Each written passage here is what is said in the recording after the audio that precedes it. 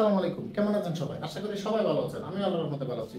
আবারও নতুন একটা ভিডিও নিয়ে আপনাদের সামনে হাজির হয়েছি। সেটা হলো কিছু কিছু ওয়ার্ড আছে যে ওয়ার্ডগুলো দেখতে অনেক সময় সিঙ্গুলার মনে হলেও তারা মূলত প্লুরাল।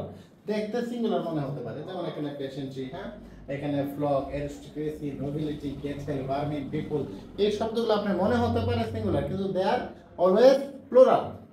যেমন এখানে কিছু নাউন দেখতে আমি বলে রেখেছি, যেমন কি কি রয়েছে: পেশেন্ট্রি, কৃষক সম্প্রদায়, সার্কামস্টেন্সেস মানে কি আর্থিক অবস্থা বা উপরের অবস্থা পরিপ্রেক্ষিতে, হ্যাঁ, ফ্লক ক্লার্জি যাজক সম্প্রদায়, অ্যারিস্টোক্রেসি অভিজন বা উচ্চ শ্রেণীর লোক, নোবিলিটি আভিজাত্য বা অভিজাত বর্গ, ক্যাটেল গো মহিষ বা গবাদি পশু, হ্যাঁ, ভার্মিন ইঁদুর অথবা পিপল মানুষ বা লোকজন বা জনগণ, পোলট্রি ফার্ম বা হাঁস মুরগির মাংস, অথবা আমরা পোলট্রি মুরগিকেও বুঝি, পোলট্রি বলতে পোলট্রি মুরগিকেও আমরা বুঝি, পুলিশ মানে পুলিশ, হ্যাঁ, পাবলিক জনগণ বা লোকজন, চিলড্রেন শিশুরা, গভর্নমেন্ট সরকার, জেন্ট্রি ভদ্র সম্প্রদায়, ভেজিটেবল শাকসবজি। এই শব্দগুলো কিন্তু মূলত কি দেখতে মনে হবে সিঙ্গুলার হতে পারে, কিন্তু দে are always plural,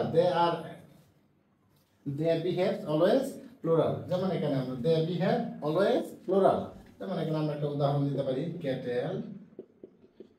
cattle are grazing in the field.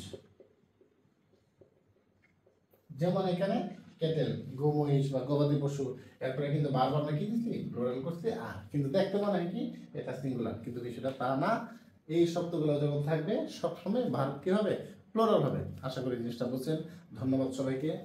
এইরকম আরো নতুন নতুন ভিডিও পেতে চোখ রাখুন অ্যালফাবেট ক্লাসরুমে। ধন্যবাদ সবাইকে। আসসালামু আলাইকুম।